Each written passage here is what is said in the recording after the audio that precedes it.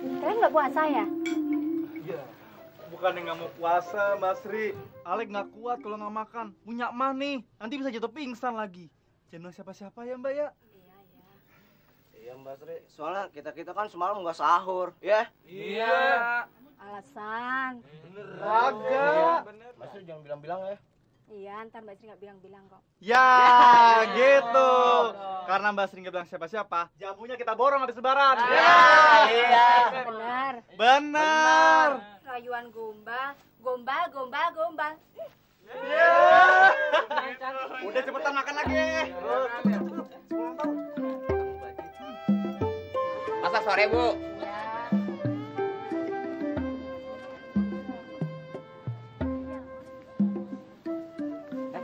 Ya. Sambil nungguin buka, ya kan kita olahraga tambah sehat. Kalau diam di rumahnya sumpek banget pikiran. Ngeliatin jam aja. Mbak Sri mau kemana? Ini baru ngantri pesanan jamu, Bang.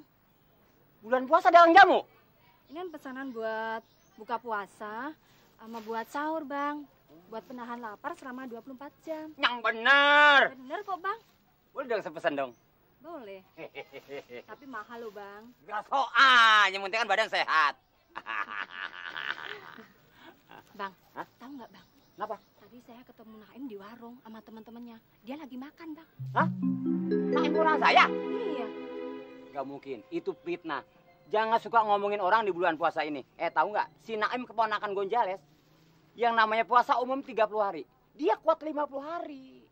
Makanya kalau sampai dia makan, itu nggak mungkin, Mbak Sri. Saya bener, Bang. Saya nggak bohong. Saya nganterin jamu, saya lihat Naim makan sama teman-temannya Makan dari mana? di warung Pok Ati. Bikin malu Gonjales si Naim. Sekarang masih makan? Masih, Bang. Udah, saya ke sana. Saya abrak tuh warung. Iya.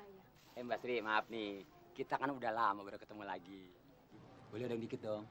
Ini kan lagi puasa, Bang. Astagfirullahaladzim, sorry, saya minta maaf, Mbak Sri, minta maaf. Istighfar dong, Bang. Itu juga makanya saya minta maaf. Terima kasih banyak, Mbak Sri ya. Iya. Hati-hati dagangannya ya. Kasih, Bang ya. Sama-sama. Yuk.